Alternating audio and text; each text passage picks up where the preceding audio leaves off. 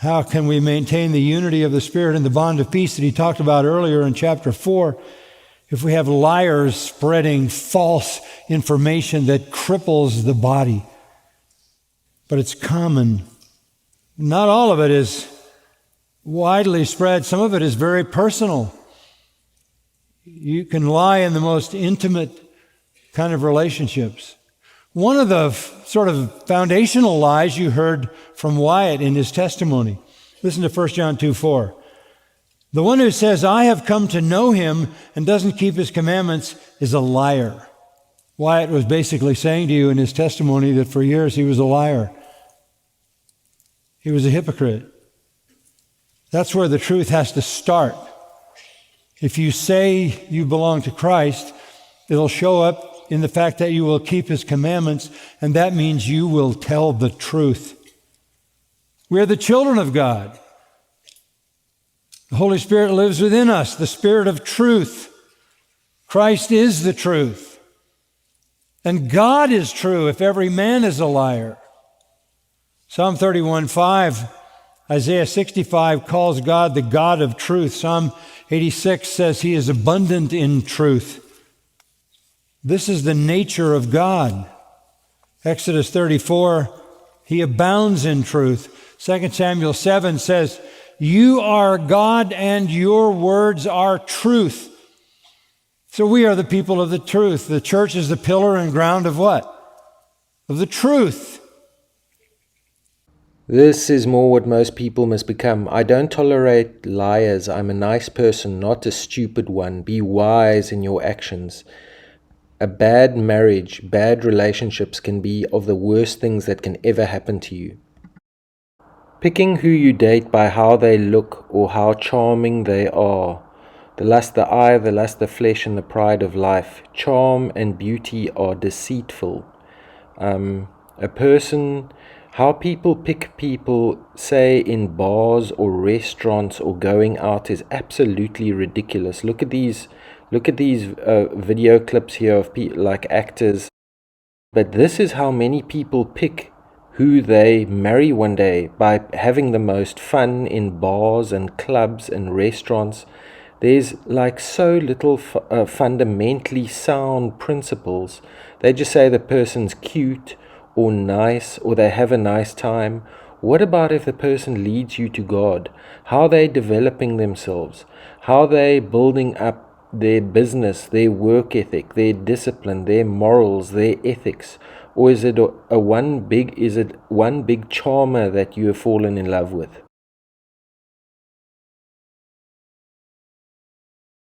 And we will never, ever, ever be apart.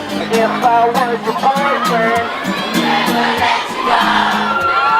You are the never be alone. That is that falling in love is not enough for a sustainable marriage. What do you mean by that?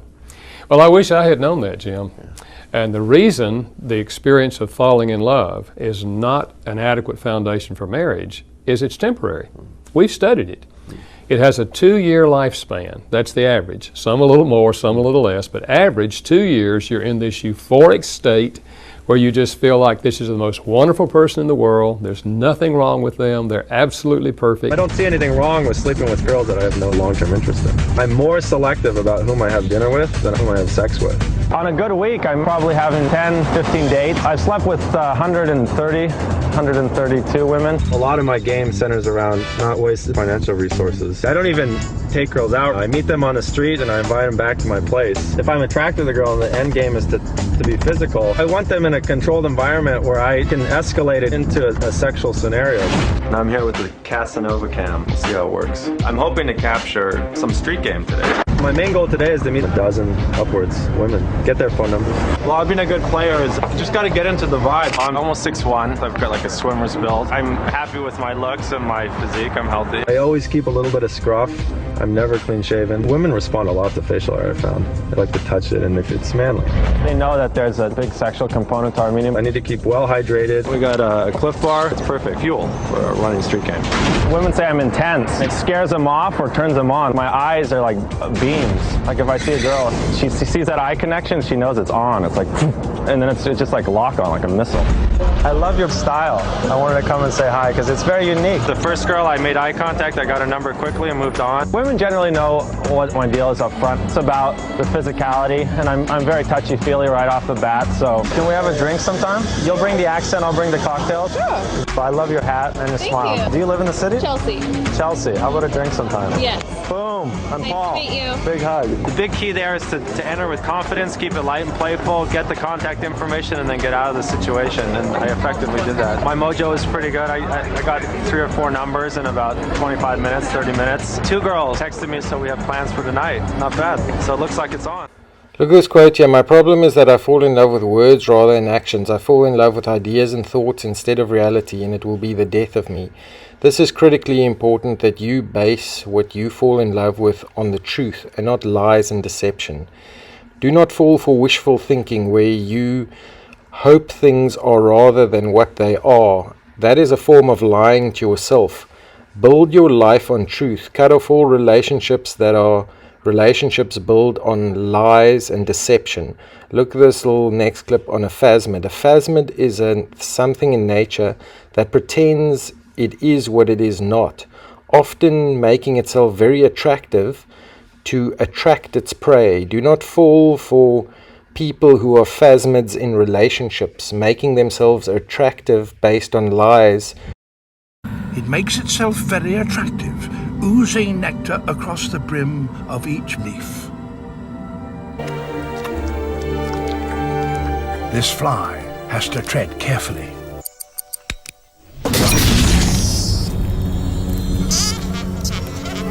Ten days later, the trap reopens. All that remains is a husk. The plant has finished its meal and resets itself for its next victim. Well, they're good at mirroring, right? They are The very good at sociopaths are very good at mirroring. mirroring. Could you explain what that is? So it's that idea of, they're almost like hunters. They figure out exactly what matters to you. They learn you, they study you, and they gather all that information, and it's a manipulation. She used the term love bombing. That's what it is. They find out exactly what works for you, and they get right in there, and you believe that you're in the middle of a fairy tale. Yeah. And that's what our world has become. And so I think, sadly, it's not as rare as you think. And because they're so charming, the first guest talked a lot about how charming someone is. If I had one piece of dating advice to anyone out there, if somebody's really charming when you meet them, don't date them. Okay? Run! Run! I don't see anything wrong with sleeping with girls that I have no long-term interest in. I'm more selective about whom I have dinner with than whom I have sex with. On a good week, I'm probably having 10, 15 dates. I've slept with 130, 132 women. My name is Chris Reese, and it is my hope to help you navigate toxic relationships biblically. Number 2 is Grease.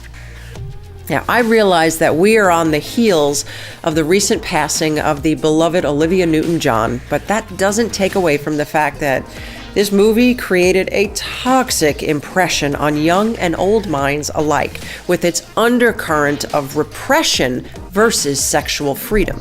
You see, Gone was the sweet Danny Zuko from Sandy's Summer at the beach, and in his place was a rude misogynist who treated her terribly. First, he doesn't want her friends to see them together, and then he tries to pressure her into sex when she says no. And then the closing scene that sealed the movie was the most toxic of all, where Sandy changed into a cigarette-smoking bad girl to win over the boy. Look, if anyone should have done the changing, it should have been Danny.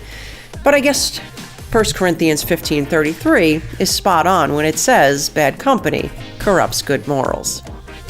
Number 3, Jerry Maguire. This movie is famous for more one-liners than any other toxic romance movie I've ever seen.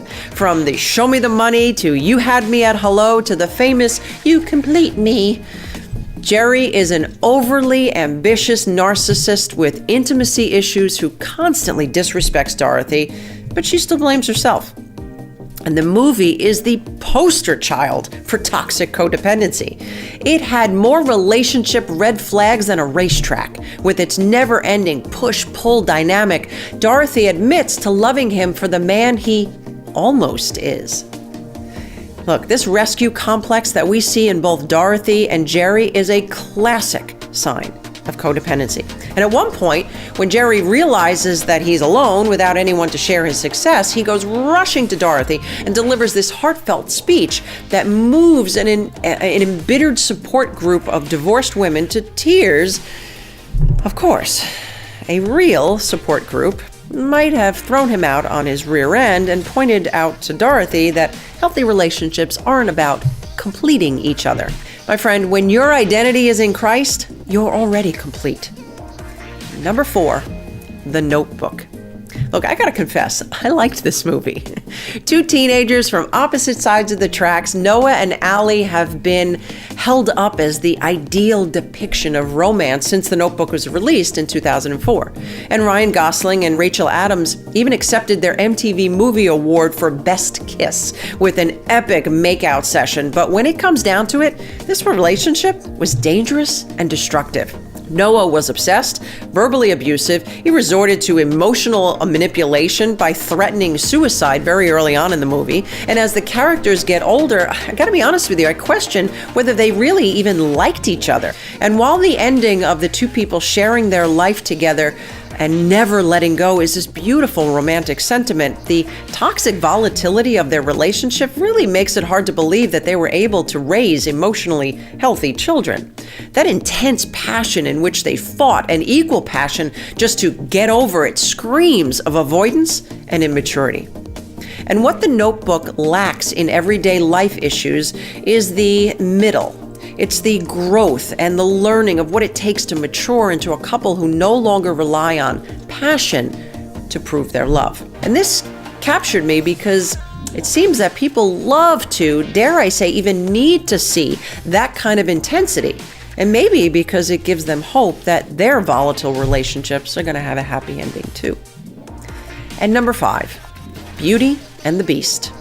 There is something so gratifying about seeing a redemption story played out on screen. But this tale as old as time is laden with problems, although it's wrapped in a happily ever-ending package. The Beast is temperamental, mean, and abusive. And he was actually transformed into a beast because his heart lacked love and compassion. And Belle is kept as a prisoner in the castle until he learns to love and breaks the curse. Does she give her life up to be with him because he's truly good underneath that gruff exterior? Or is it a case of Stockholm Syndrome? Perhaps the most troubling aspect of this relationship is that it gives young audiences a dangerous message. Stay with your abuser, you can get them to change. It is a toxic message at its finest that keeps women and men alike enduring poisonous people, all in the name of love. But what is love? There are 4 types of love in the Bible, and the one that we see most in codependent toxic relationships is eros. It is what we would refer to as the erotic, romantic kind of love. And while this love has a place in healthy relationships, it's the one most commonly abused in toxic relationships, where it borders on addiction. The love God calls for us to have for others is agape love. It is the love that God has for you and me. That is true love. Don't confuse addiction with agape. And if you are ready to stop people pleasing and start God pleasing, I want you to check out my online course called Conquering Codependency Biblically. And you want to get to know the awesome creation that is you? Go ahead and grab my free What's My Temperament guide to get you on track to learning how fearfully and wonderfully made you truly are.